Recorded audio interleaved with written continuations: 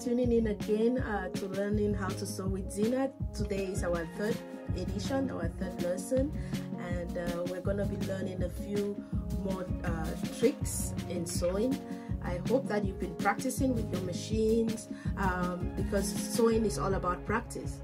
It took me years and years of practice, and I'm still learning a lot. So it's a continuous process, which you know, at the end, every time you do a sewing project, you learn something new. Every time you do a sewing project, you learn something new. So today I'm gonna be using my industrial sewing machine, because my other machine, the domestic one, which I showed you guys before, is kind of broken.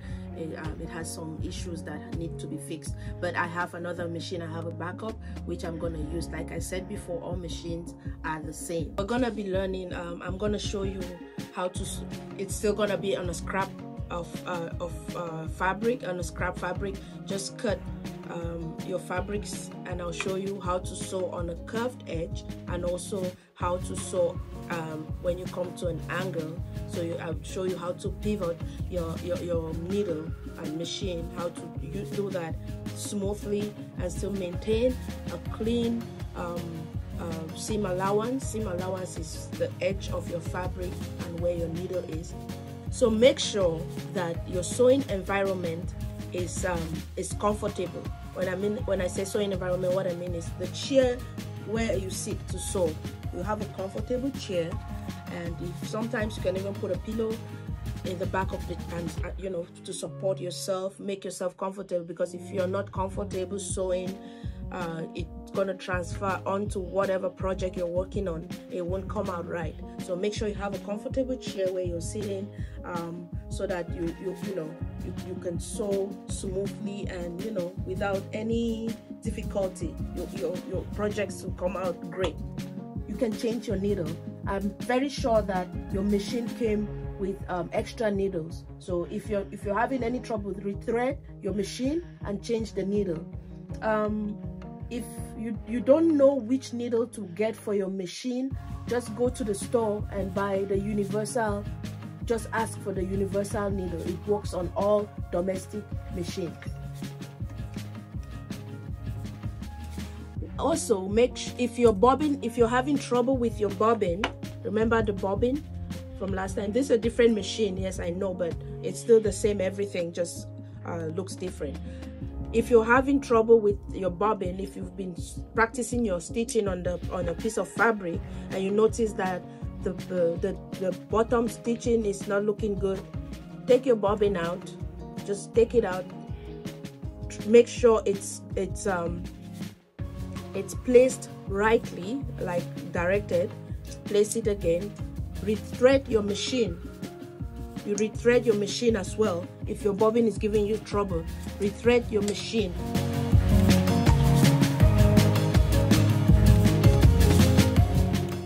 So you get a piece of cloth and just cut a square piece out of it. You can just do a 10 by 10 inch. It doesn't really matter, but make sure it's big. It's not a very small piece. Yeah, it has an angle. And also cut another piece in a circle or concave or a semicircle. It doesn't matter. We're gonna use that, yeah, to sew our curve.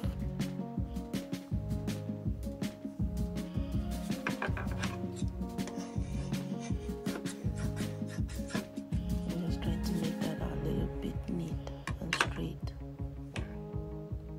Make sure your machine is well threaded. As you can see, this is a different machine, my industrial machine, but it's the same thing like yours. Just thread it, follow your guideline, your threading guide, and always tuck your thread in the back before you start sewing. So when you're sewing, you remember your straight stitching. Your edge should be on a guideline. You can choose any of the seam allowances on your machine. Seam allowances, as I said before,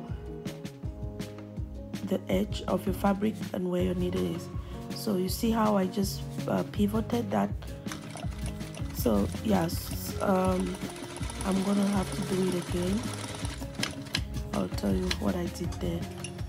So make sure your needle is down when you get to the angle, and then you flip your fabric like that, and then maintain that same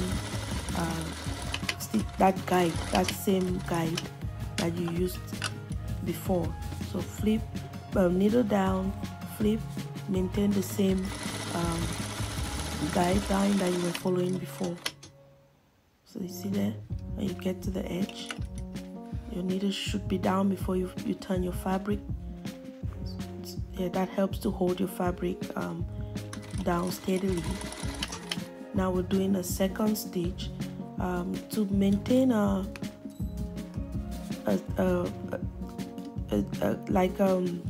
to maintain the same allowance that you used before. Just make sure that when you're doing that second stitch, the edge of your presser foot should be on the line, the first stitching line that you did. So pivoting is very important when you come to angles and edges, especially if you're sewing a square, a piece of fabric. So I'm doing the curve now. Just make sure that the edge of your fabric is on the line of whatever allowance you chose to use. That is a curve right there, but you're looking at the edge of the fabric. Remember, don't look at the needle. Make sure that edge is still on the guideline, and follow that guideline straight. Follow the guideline straight. When you get to the edge right there, put your needle down and then turn your fabric. Even if it's a circle, I'm sorry, I think I cut more of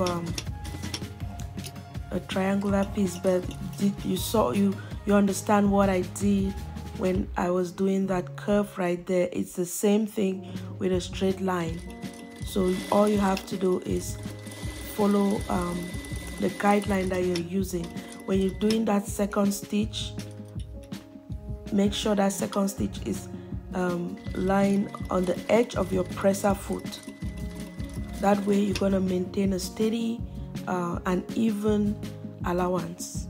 So ladies, I hope you enjoyed your lesson for today, and I hope you learned something new, and I hope this helps you with your sewing in the future, because this is very essential as well. Every little lesson that we do is an essential part of sewing. So just practice your angles and your curves, so that when we start working on a dress or other things, you will know how to pivot your needle.